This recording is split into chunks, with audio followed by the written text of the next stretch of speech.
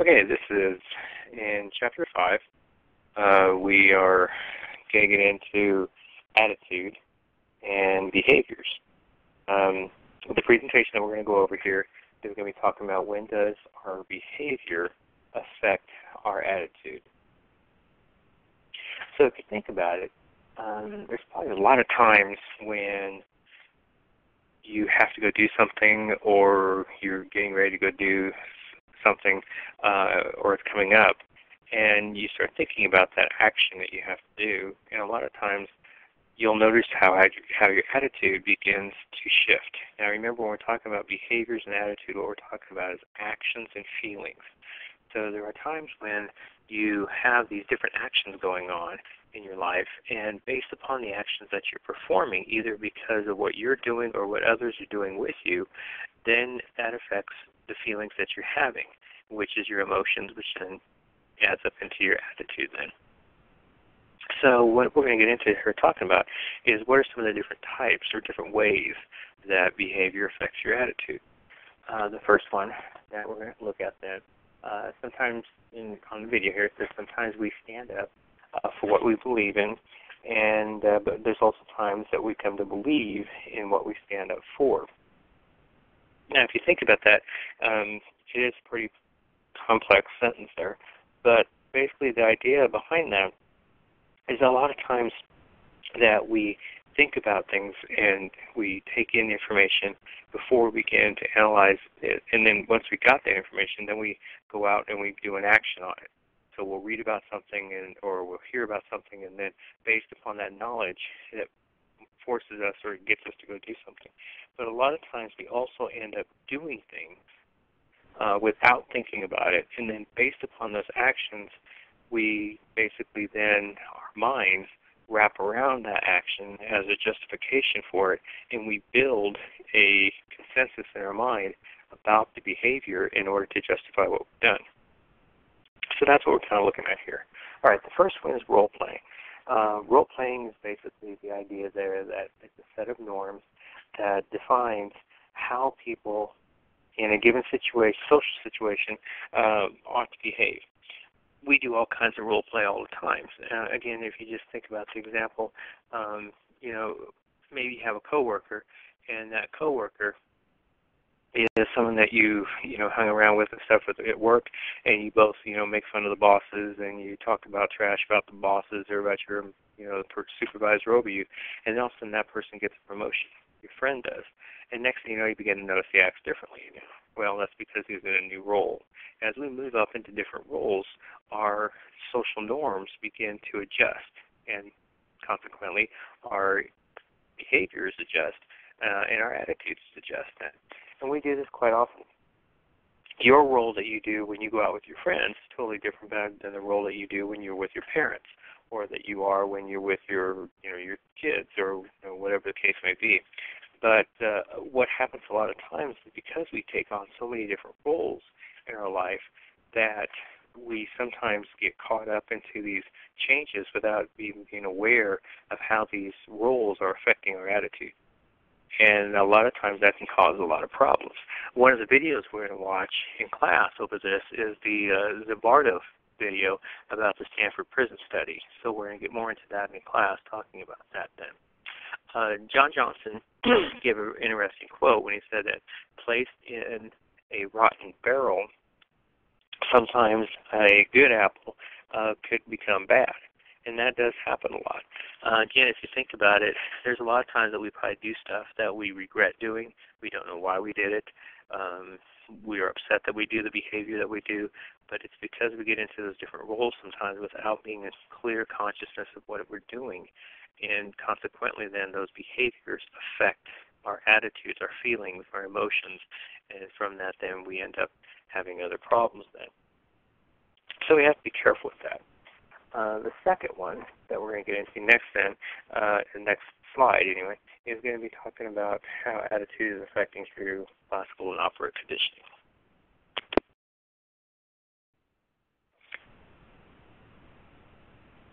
Okay, so the second one now is how our attitudes are affected, again, by our behaviors. And this second example by the types of different behaviors dealing with classical and operant conditioning then.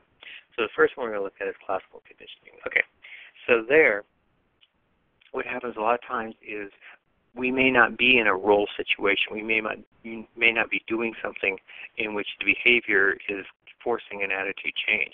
Sometimes we may be doing something where we don't really have an attitude change about it at all. We may be totally neutral. We may not even care what's happening. But because of the different situations that's going on, that does begin to affect our attitudes.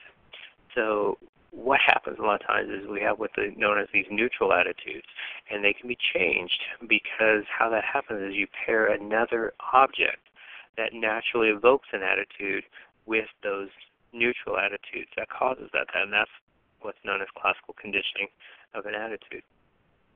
Okay, so for an example, altering a person's attitude towards words, altering a person's attitude towards social groups, pairing positive and negative objects to a neutral word or group. Now, what does all that mean? A lot of times, our feelings, our attitudes towards other people are affected by, even though we're not in a role situation where we're participating in it, we may be listening to it. So here as a small child, you hear two adults talking negatively about someone or something. The child is not engaged in it, so therefore they're not playing a role in the situation, but they're still picking up that information because it's being paired with another object that naturally evokes an attitude. Well, a child's parents is something that a child's going to look up to as a small kid, and so naturally that child's going to be stimulated by what their parents are doing and saying. So here the child is picking up information about their parents, about something negative, about a person or a group or whatever, and that builds into their brain. So then consequently, that child develops a negative attitude towards certain people or certain words too. A good example of the words one, in our society is the word Negro. That taken into context, it's a very negative word. It has a lot of negative attitude towards it. But again, if you think about it, it's just a word. Yet that word has developed such high emotions, high attitudes towards people because of what the consequences from that, the actions from what that word has brought through our history then. And there's a lot of other words that you can relate to that. Even not nearly as bad, but even still, when you hear someone talk about computer nerds, computer geeks, you pick on people and you call them names. Those kinds of things can evoke a very negative attitude, a very poor attitude. Along with that is the development of prejudices and racism. And that kind of, again, is something that relates back to what I was just talking about, that when you pair a neutral ethnic group with a negative racism word, those things begin to have an influence. And again, you can just think about, how often have you had or heard some of these negative things coming into your homes? When you hear parents talk about, I don't want to go to Walmart today, it's a weekend, all the Hispanics are going to be down there. Those kinds of words, those kinds of phrases are going to be things that's going to impair or to make your attitude negative towards a certain racial group. Even though it's not you acting on it, it's your parents, you're still being involved in it. And that's called classical conditioning, was where you're being conditioned to have an attitude towards a certain group or certain things based upon this connection of negativity of a word or of a group with the pairing of your parents is talking about it. We also get a lot of this through subliminal conditioning when we watch videos, when we watch ads, when we watch TV, and we pick up all these different advertisements from that. And again, we're going to watch a video on that in class, so we'll kind of go over that more in class. Operant conditioning is the other one. Now, operant conditioning is also where you can have a lot of changes going on with your attitude, but this is done through more connections with reinforcement and punishment. So, for example, here again, if you do something, you do a behavior, and you get a reward for it. So you go out to a party, and you are the life of the party, and you are just being a clown, and you're being, and everybody loves it, then that positive reinforcement you're getting from being able to behave like that is going to force you, I guess, to continue that type of behavior, because the emotional response you got from acting that way was positively reinforced. You're probably going to more likely redo that behavior again. If it was negatively reinforced, you would not do that behavior again. If you go up and ask somebody out and how you did that, and you get positively reinforced for that by the person saying yes, then basically you're going to, again, be rewarded to continue to do that type of behavior. So our behaviors are affected again, our attitudes are affected again, by the behaviors we do depending upon the negative or positive consequences that those behaviors get. Now, sometimes we can pick that up by not doing it, but by observing others doing it. And that's what Albert Bandura talks about there with observable learning. So here again, with this one, it's still operant conditioning, but the difference is you're not acting out on your behaviors now. That's causing your attitude change. Somebody else is doing it. You're seeing it. You're seeing the consequences from their behaviors, actions, and it's changing your attitude to how it's being done. And again, if you can think about somebody maybe that you know really well that seems like they always have things going their way, everything they do turns out great, all of their behaviors ends up becoming somehow great and positive, then you try to emulate, you try to copy some of those behaviors that they're doing because you want to get the positive rewards from that too. That's what Bandura is talking about there. Okay, the next one we're going to get into then is what's called the foot in the door phenomenon, which we've already talked about this one before. And same with low ball. We've kind of got into those in different units. So we're just going to mention this again.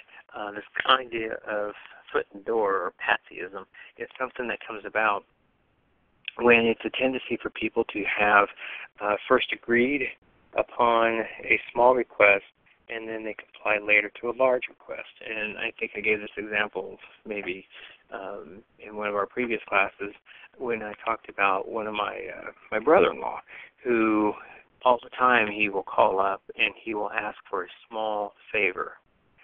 Something nothing too difficult, something I don't really want to go do, but it's not something really major. But then he will add on to that after I have agreed to do that, then he will add on a larger request. Well, a lot of times, that's how you get caught up in that because I've already agreed to the smaller one, so now the likelihood of me agreeing to the larger one is going to be much greater.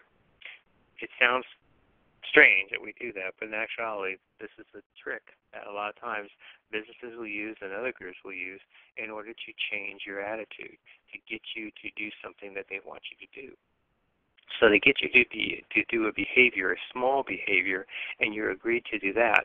Once you've agreed to that, your brain chemistry has taken over, so it has made your attitude change more acceptable and agreeable. So if you agreed to that, now the second request is much harder for you to negate or to go against. So you end up doing both requests that are being asked, whereas if they would ask the big request in the first place, you probably would have said no.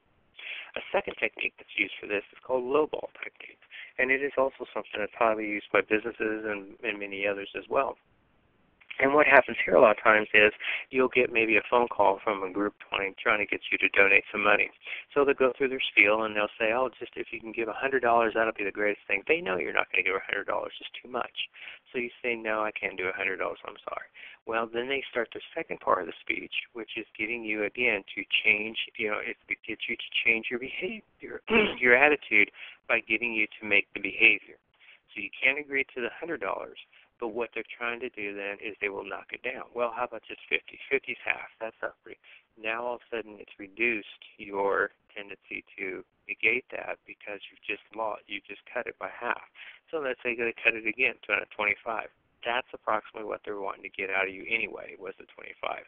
Now, if they would have just offered that in the first place, you probably still would have said no. But because you said no on the first two, the 150, now you feel more obligated to saying yes to the 25. Because it's much lower of a number. And that's how a lot of groups and a lot of people are able to get you to change your attitude towards something. And it is by simply being able to manipulate your behaviors to get you to agree to it. And that's called lowball technique.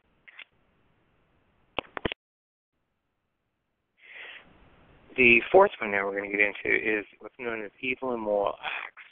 And basically what's getting into this one, which relates to what we've already been kind of talking about a little bit, is dealing with this concept about evil acts, okay? We've all told lies. We've all kind of said things that's not true to other people. We embellish the truth. We embold the truth. We build it up, those kinds of things. sometimes, we do these little white lies where you don't want to hurt someone's feelings, so you go ahead and you